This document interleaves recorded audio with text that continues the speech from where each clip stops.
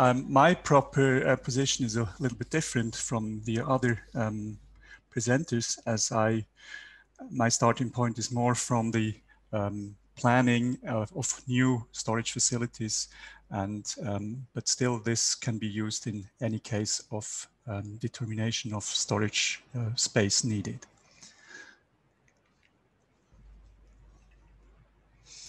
Some preliminaries. You can download the handout on the link with the link I put in the chat, and you can also download it afterwards from our website, Prevart in Switzerland. Now, as you see, it's really sometimes very difficult to find out how much space you need in your storage for a dislocation of your property. So first of all, we need to know something about what kind of storage equipment exists that can be used in museum storages. So I'll get a brief overview of the main important types of storage equipment that is available on the market. So first of all, we have three basic types: fixed, mobile, and freestanding. Fixed means the shelvings are fixed, they are not mobile. The mobile ones are compactus systems, which can be densified to almost a double of the volume you could store on a fixed system. And of course, freestanding can be anything standing on the floor in a storage. Literally everything storage equipment can be used as fixed equipment as well as mobile mobile equipment fixed on platforms. So just to go through the different types, we have the standard shelvings with steel tablets inside, very easy, very common.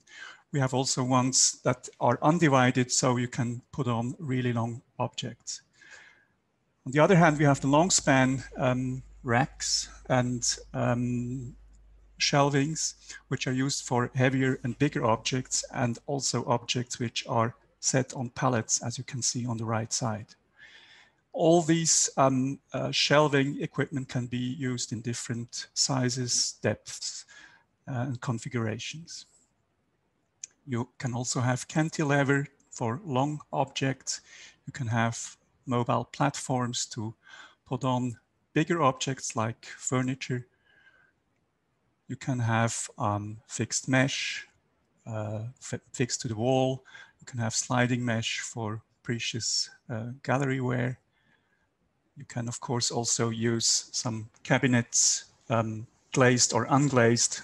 Glazed are very common nowadays for objects which are need some more climate protection. So you see the objects before you have to open a cupboard to take the object out. Graphic drawer in different sizes and heights, and flag cabinets, cabinets for very big objects, flat objects, but not heavy objects. Quite expensive to say. And now you can have inside the shelving, the standard shelving, any kind of different type of shelves. You can have also drawers, you can have hangers, you can have different kind of dividers, which go in the same system as you see in these three pictures. You can also have shelves which can be taken out. You can have a system where you can hang rolls in it and make a very dense storage situation, for example, for rolled small textiles. Another thing is that you can use tablets sitting on brackets, also costume boxes or graphic object boxes. As you see in the middle, there is a bracket on the side, on the left and on the right, and the tablet or box sits directly on this bracket. So you can really put in very densely the whole system. On the undivided shelves, you can also put different sizes of boxes. So you have the whole length of the shelf for different dimensions of boxes and several upon each other. On the right side, a double decker, which is a system where you have more or less two compact shelvings above each other, accessible through a mezzanine store. So you can really use a huge or a high room in a very good manner. Graphic cabinets, also in different types. You can also have more drawers inside a cabinet or a hanging rail, and again the drawer for flags. Pallet racks used for boxes and crates, as well as for furniture.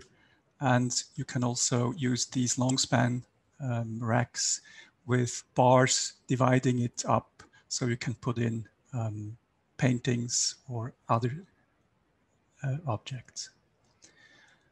As well, you have different kind of helpful installations just to divide up for doors or weapons on the left, and hanging rails for puppets hanging there in a long span shelving. Another possibility is also to use cantilever for rolls. You see here the core, the steel core that will be used for tapestries, for long tapestries up to 6 meters long, or spares as in the Swiss National Museum. Here you see the mobile platform loaded with furniture, and on the ceiling, hanging on rails, candelabras, and last but not least, a paternoster, which is a system which turns around and where you can put in large rolls in a very efficient way. Fixed mesh, sliding mesh, and also mesh which can put on platforms just for different kind of flat objects. Freestanding, of course, from cars to a mannequin parking, where you have a chess square field where you can put in a good way your mannequins. But there is also a way to store objects which are not really storage equipment, but equipment which is used in logistics for transporting pallets, or for bigger objects like called the corlette, or wooden planks with rolls just to put on bigger objects like furniture or a piano. As well, there is, and this has also to be included with the storage equipment, all the boxing, which preferably should fit together with the dimensions of the shelving. Now, where comes the data from? We have basically 4 different ways of collecting data. We can use analog lists, we can use Excel files or a database, we can have individual object measuring, or floor plans. But all these types are not really useful in to get information for storage facility planning. Actually, the best way is to measure and to look at the actual storage situation, volume, surface. This is the easiest way, in my opinion, to go. So using analog data is still okay. As you see, it's one of my favorite ways to do it. It's my most beautiful evaluation I ever seen of natural collection, and of course also written information coming out of a database. But this handwritten data, in fact, has all the information we need. The department is there, the subgroup is there, the description of the objects is there, there is the depth of the shelving, there is the width of the shelving, there is also the load. We'll see what that is in a minute. So everything is there. The only disadvantage is that it is not computable. So you have to calculate by hand all the stuff, and you can't really play with the data you gather during your measuring in the storage facility. The printed data from database, for example, seems also to be quite interesting, but as you see there, there's much information which is not really helpful on one hand, and on the other hand, relevant information is missing, information we would need. Here it is that the dimension of the tapestry roll, because the tapestry, of course, will be rolled and not hung in its full size on a flat mesh, for example. So measuring individual objects is not really helpful. We don't measure coins for this purpose. We don't measure the sculpture because the sculpture here is standing on a platform, on a pallet, or the sculpture or object is packed in a crate. So the crate is really the measurement we would need and not the object. And on the top left, you see ceramics. So if you have the measurement of the single object, you see that the air around, the empty space around is quite different from one object to the other. And you can't really use this information for a volume definition you need for the storage. Sometimes it's, of course, you can use it, a car, for example, or a big object like this furniture, or also it works quite well with paintings where you can use the square measurement of the object, which does give some information we can use and we can work with. So the individual object measuring, what is really measured? So is it measured crate? Is it the outer frame, as you see in this crate, or is it the original object frame, or is it the object, so say the painting? That's the reason why I don't really like to have databases, because museums very often have the object measurements and not the frame measurements. And of course, when you hang and calculate a painting, then you need the frame measurement and not the object measurement. Electronic data is quite interesting, but there is one important point to see, that you should use an Excel database, a spreadsheet, and not use it like a Word document. So don't put several information or different information in the same field. Do not write in a field where numbers should sit. So do a correctly formatted Excel spreadsheet with one information in one field and one object in one line, for example. So it can be used afterwards for calculations and also transferred to databases. This is the most sophisticated way. That is a small database we use for collecting data nowadays, which makes it very easily afterwards to evaluate and to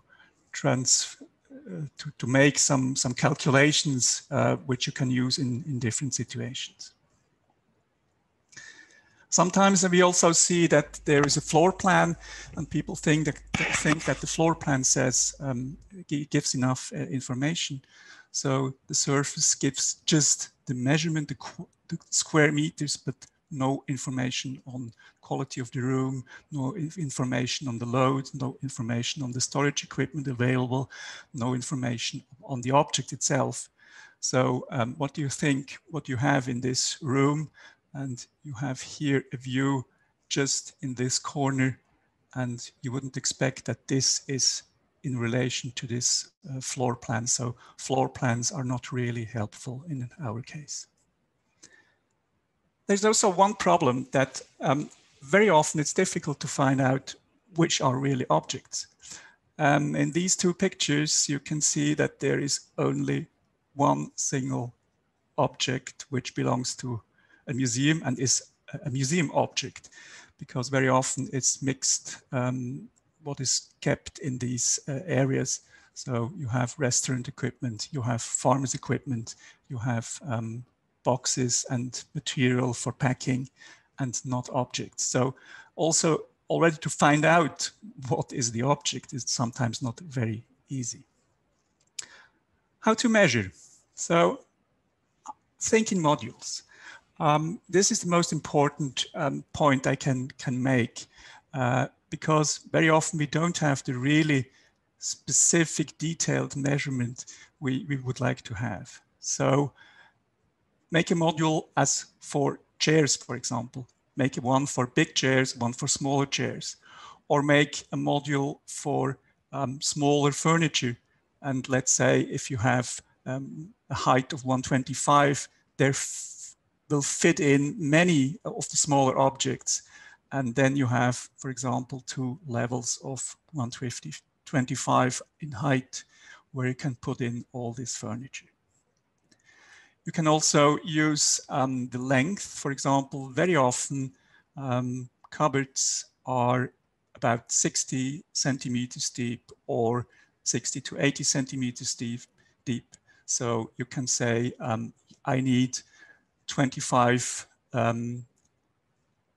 linear meters with a depth of 60 centimeters to set up furniture on a mobile platform, for example.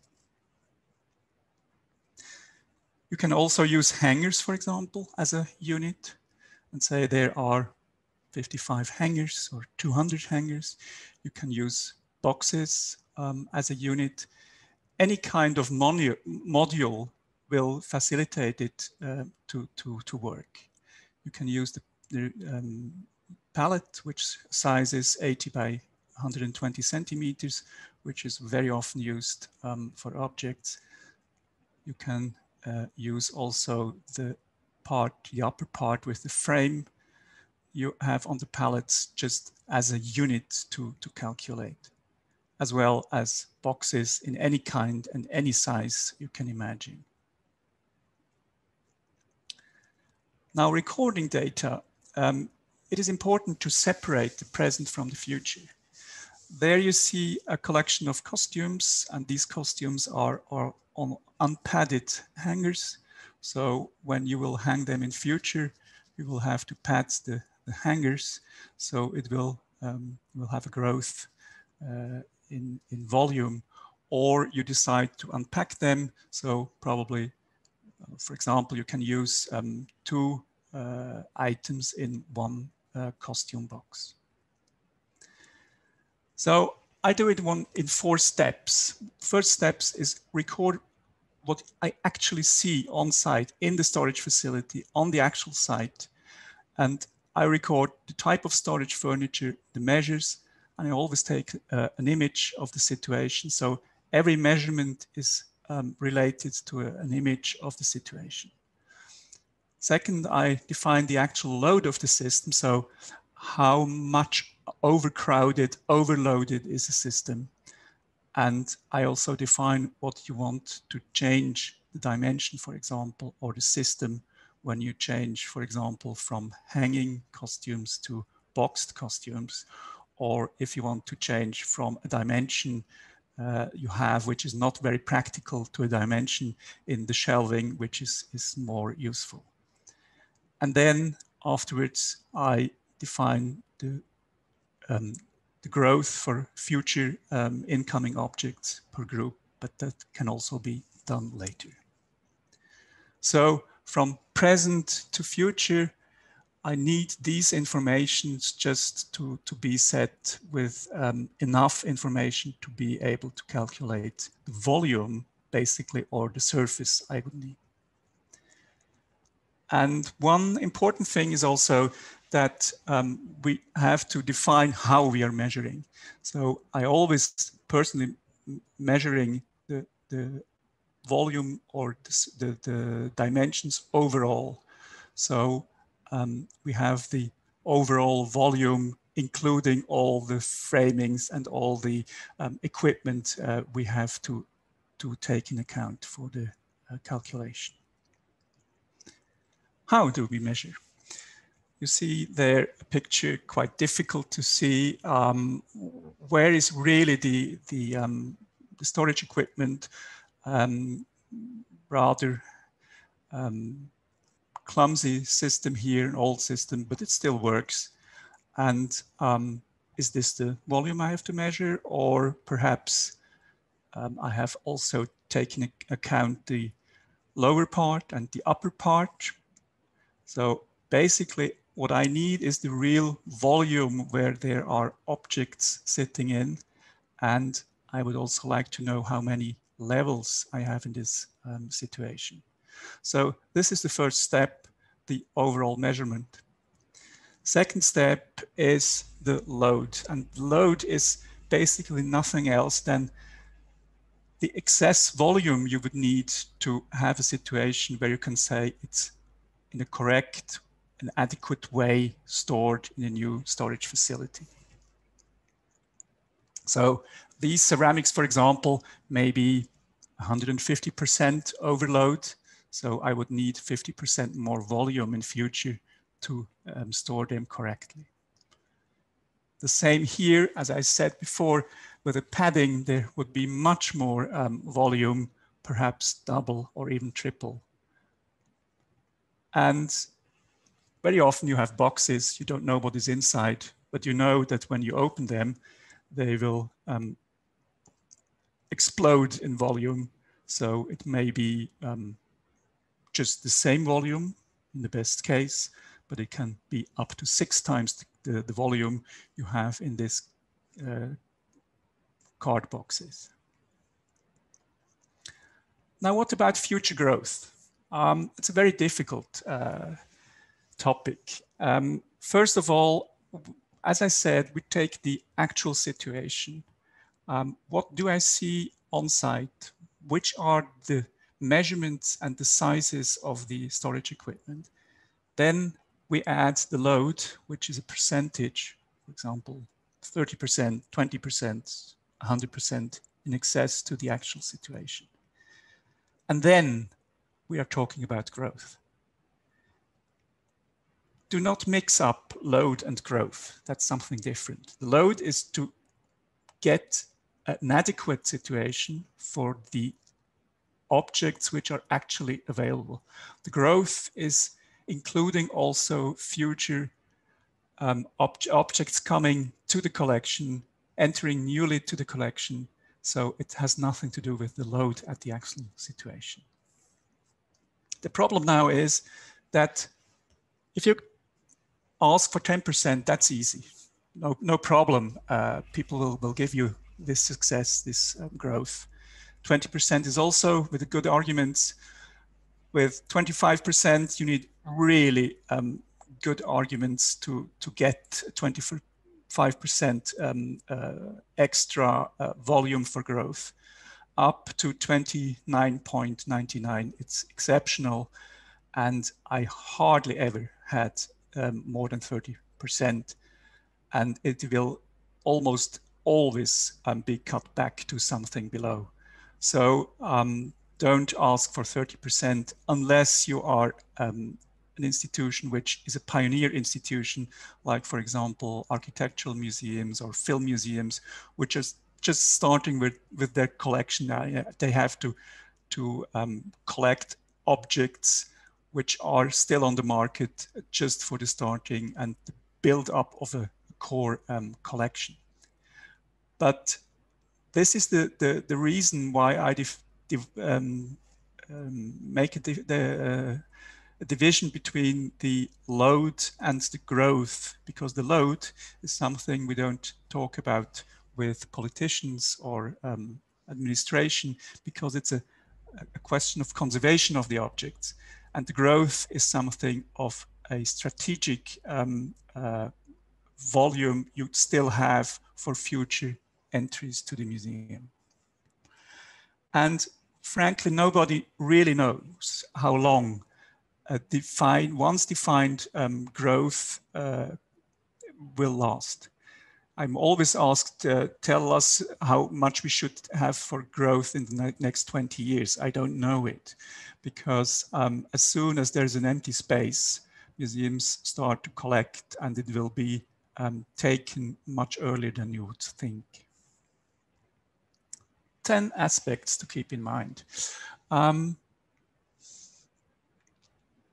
We need some basic information. So the denomination of the object, very important. The location, where is it actually, just to be able to go back and see and have another chance to measure, or if you lost some information or forgot to take some information, you know where you have to get the information.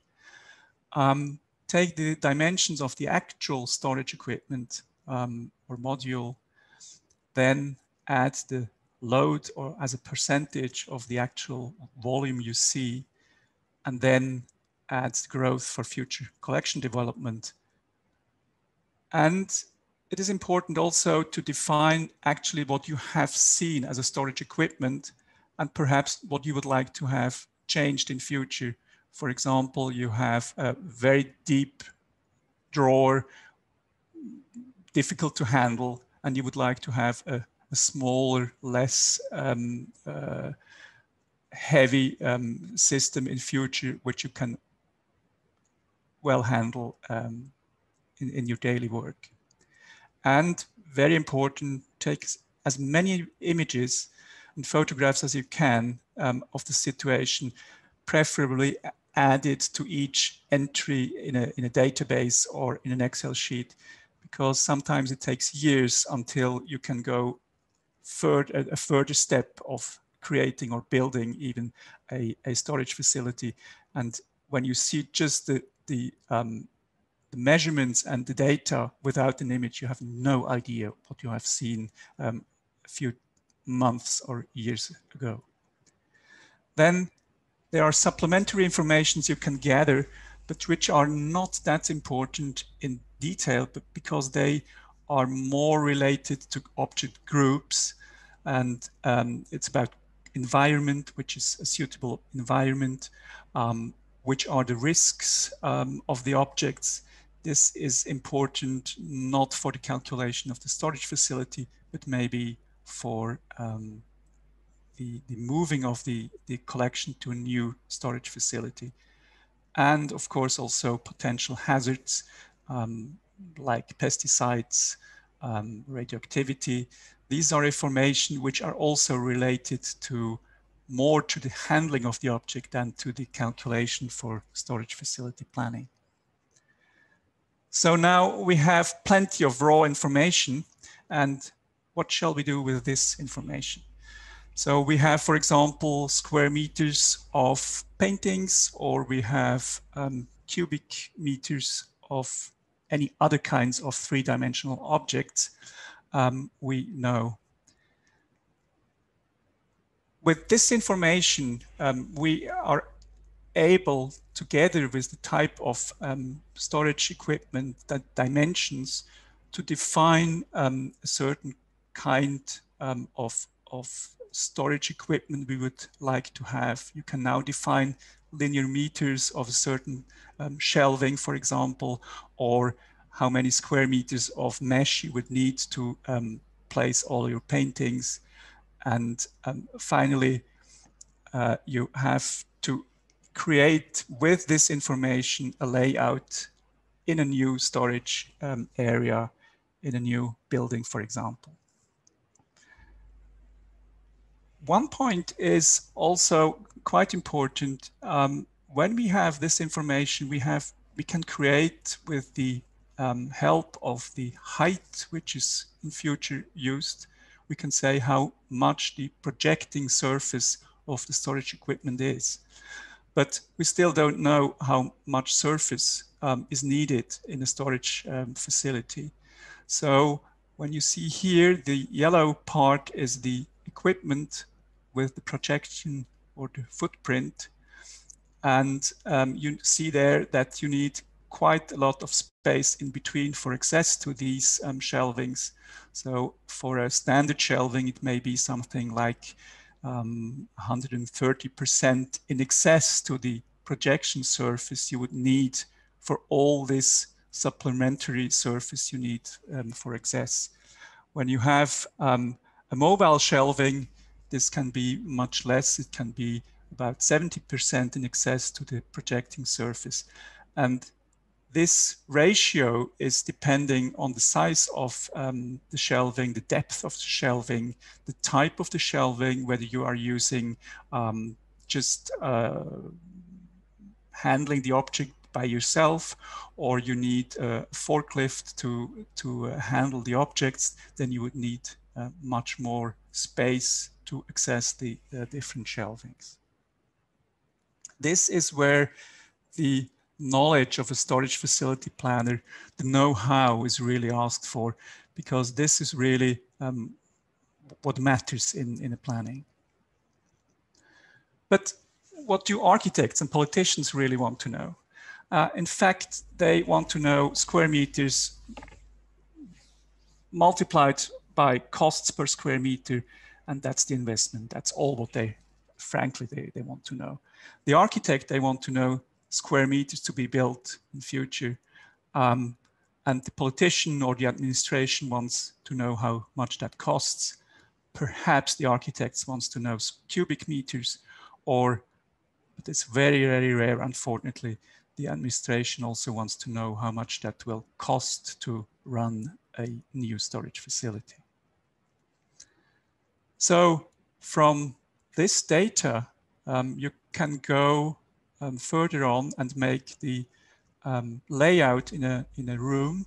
Here you see, for example, a layout with mobile units in a rather big room of about 500 square meters with different kind of shelvings and also freestanding space where you can freestanding objects sit.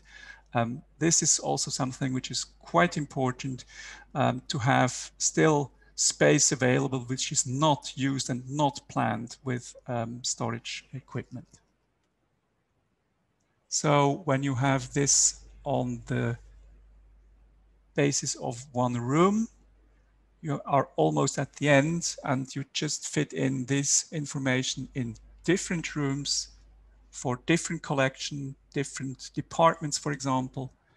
And the end will be that you have to transform this information in a new building, as you can see, of the Tyrolean State Museum in Innsbruck, where they did build a new storage facility, which was planned actually in that way, as I mentioned before.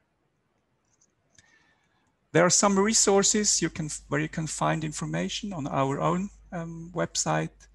Stash is a very interesting website where you have plenty of information about storage planning, using different kinds of packing and storing of objects. The English Museum Association has much information on the web, and also Cultural Heritage. These are the main websites to see where you can find out more about these questions. And this presentation I just put in the chat that it is available on a link actually where you can download it, and later on it will be also available on our website.